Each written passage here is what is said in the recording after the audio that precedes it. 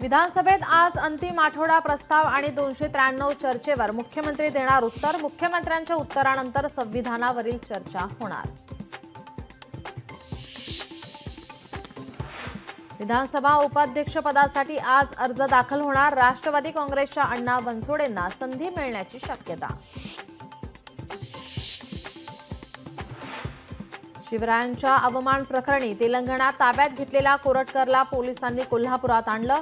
जुना राजवाडा police station बाहेर मोठा पोलीस बंदोबस्त। खोक्या उर्फ सतीश भोसलेला व्हीआयपी ट्रीटमेंट देणाऱ्या 2 पोलिसांवर निलंबनाची कारवाई।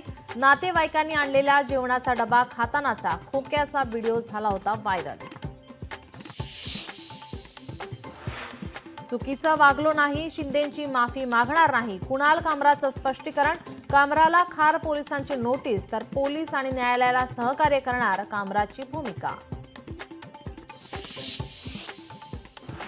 स्वारगेट अत्याचार प्रकरणाला महिना पूर्ण। आरोपी दत्ता गाडेचा मोबाईल अजूनही पोलिसांना सापडेना।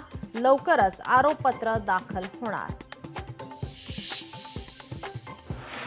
पुणे शहर आणि परिसरातील भूखंड गैरव्यवहार प्रकरणी उच्चस्तरीय चौकशी होणार। 66 एकर जमिनींच्या व्यवहारांमध्ये प्रचंड अनियमितता, महसूल मंत्री यांची माहिती।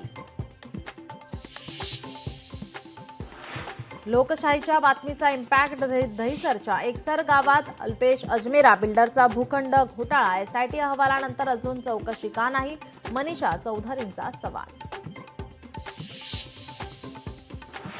कामाठीपुरा पुनर्विकासाचा मुद्दा पुन्हा चर्चेत। उपमुख्यमंत्री एकनाथ शिंदेंच्या उपस्थितीत आज दुपारी 3:30 वाजता बैठक।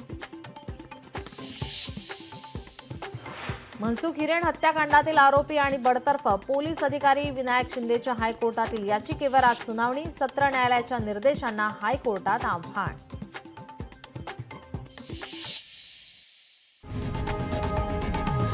लोकशाही मराठी ऐका, पहा, जागरूक रहा।